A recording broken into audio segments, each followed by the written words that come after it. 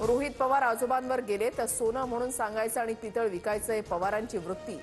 बेंटेक्सचं सोनं या टीकेवर आमदार गोपीचंद पडळकरांचा पलटवार.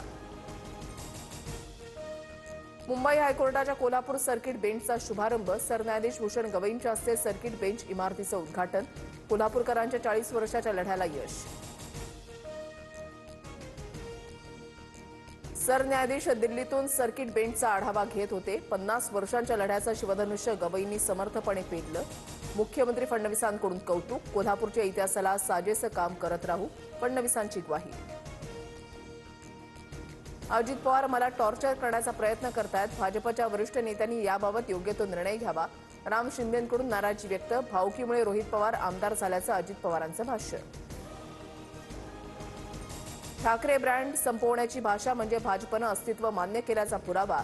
ठाकरे ब्रँड नष्ट करायचं सोडा, आपणच नष्ट होऊ या भीतीनं काही लोक अशी वक्तव्य करतात. भास्कर जाधवांनी प्रसाद लाडांना डिवचलं.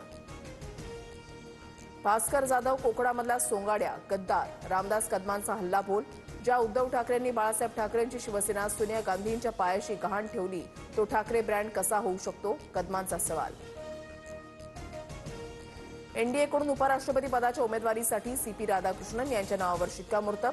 दिल्लीमध्ये भाजपच्या संसदीय बोर्डाच्या बैठकीमध्ये निर्णय. सीपी राधाकृष्णन महाराष्ट्राचे राज्यपाल.